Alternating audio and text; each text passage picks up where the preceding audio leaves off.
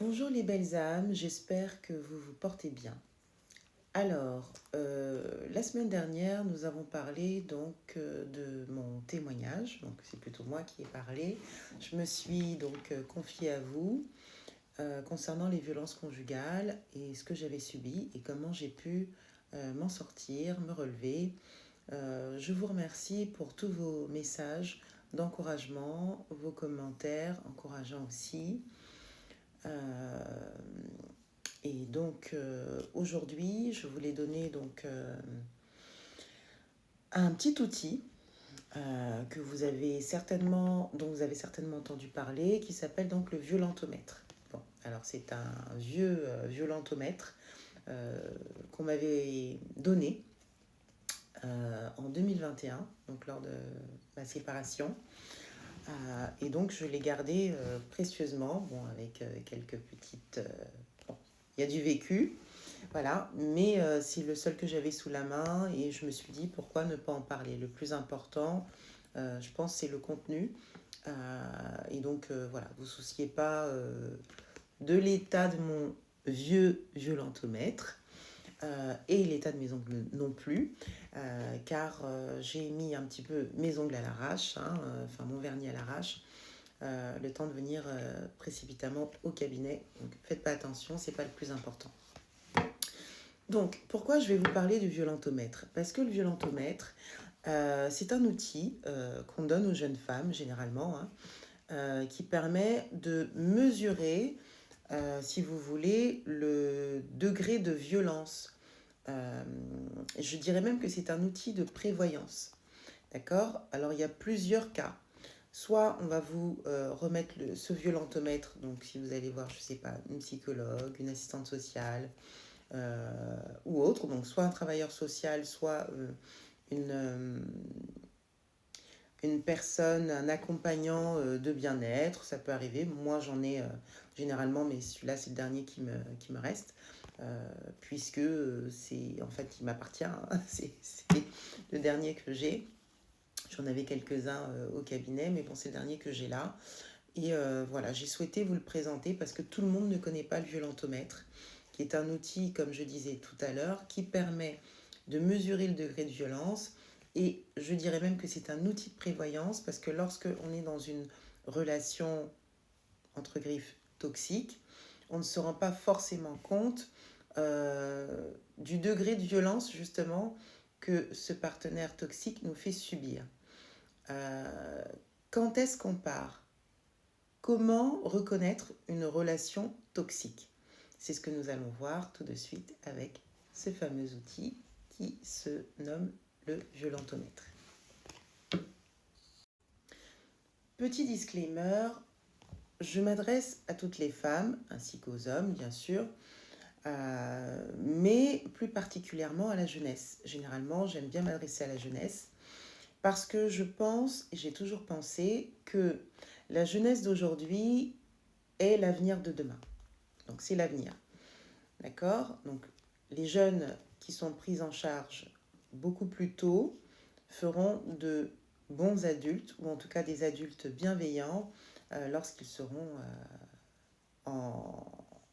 lorsqu'ils seront plus grands. D'accord? Donc lorsqu'ils seront adultes.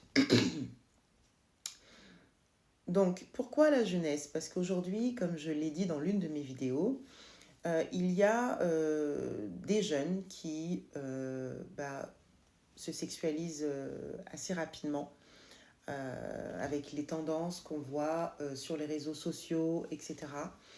Donc moi, j'ai par exemple des jeunes adolescentes que j'accompagne qui ont déjà eu des rapports sexuels alors qu'elles n'ont que 12 ans et qu'elles sont en 6e, par exemple. 13, 14, 15, c'est quand même très très jeune. À l'époque, on n'avait pas des jeunes qui connaissaient la sexualité aussitôt. Et donc, parfois, elles peuvent tomber sur des jeunes hommes qui sont un peu plus âgés qu'elles, soit en 3e si elles sont en 6e, 3e, donc 15, 16 ans, parfois en seconde. Et si elles ont 15, 16 ans ou 17 ans, ben, elles tombent des fois sur des des jeunes hommes qui sont quand même très manipulateurs et qui sont beaucoup plus âgés et qui ont quand même une certaine expérience de la vie et bien sûr des blessures intérieures à soigner.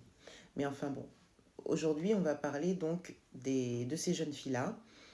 Comment tu reconnais que ton partenaire est toxique? D'accord? Tu es une jeune fille ou même un jeune homme, hein, et tu es en relation avec une personne que tu apprécies, que tu aimes bien, pour X ou Y raison, voilà, et tu te demandes comment reconnaître si c'est une relation toxique, parce qu'en fait tu te sens pas très bien, tu aimerais te sentir aussi bien en sa présence, tu aimerais partager des choses avec ton jeune partenaire, mais tu t'aperçois qu'il te fait vraiment, il te fait beaucoup pleurer, il te rend triste, tu frôles la dépression au point de ne plus étudier correctement, tes notes décrochent. Alors tu vois, ce petit outil, le violentomètre, ça va pouvoir t'aider à te situer dans ta relation. Alors, il se présente comme ça, en 3 parties. Donc, il y a la partie verte, la partie jaune-orangé et la partie... Alors, je recommence. La partie verte, la partie jaune, orangé et rouge. Quand c'est la zone rouge, il faut tout de suite partir, il faut alerter, d'accord? Mais avant d'en arriver donc à la zone rouge, il y a donc la zone verte. Alors là, on est très bien, c'est super. Et la zone jaune, orangé, c'est là où il faut vraiment faire attention. D'accord? Alors, profite de ta relation car elle est saine quand il respecte tes décisions, tes désirs et tes goûts, accepte tes amis et ta famille, qu'il a confiance en toi, qu'il est content quand tu te sens épanoui et qu'il s'assure de ton accord pour ce que vous faites ensemble.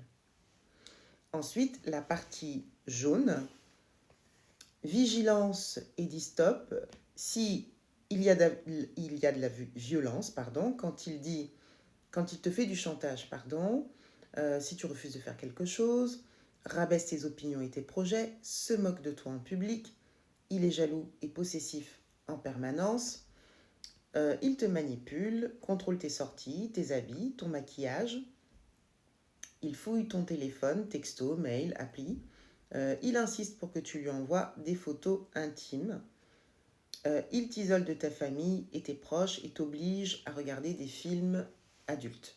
D'accord? Donc là, c'est la partie jaune-orangé, comme je l'appelle. Là, c'est la zone de vigilance. Donc, quand tu es dans cette zone-là, tu te retrouves dans cette zone avec ton partenaire ou ta partenaire, parce qu'il y a des jeunes filles aussi qui sont toxiques, eh bien, il faut tout de suite en parler à un adulte de confiance, voilà, qui tu pourras te confier et qui ne te jugera pas, mais qui t'aidera plutôt à sortir assez aisément de cette relation, d'accord? Sans drame, hein, mais en paix de cette relation toxique. Et la zone rouge, c'est vraiment, il faut que tu te protèges, comme je disais tout à l'heure, et que tu demandes de l'aide. Donc tu es en danger si il t'humilie, te traite de folle, quand tu lui fais des reproches, donc il essaye d'inverser les rôles, hein, c'est-à-dire il te titille, il te pousse à bout, pour ensuite te traiter de folle. Voilà, pète les plombs lorsque les choses lui déplaient, menace de se suicider, voilà, à cause de toi, menace de diffuser des photos intimes de toi sur les réseaux, te touche sur les parties intimes sans ton consentement, t'oblige à avoir des relations intimes avec lui et te menace avec une arme. Là, il faut tout de suite appeler le 3919 si tes parents ne sont pas à l'écoute ou tu n'as aucun adulte, en tout cas à qui te référer. N'hésite pas à appeler le 3919 qui est un appel d'urgence pour les femmes victimes de violences. Voilà, donc ça c'était un outil très important que je voulais partager avec vous. J'espère qu'il vous aidera.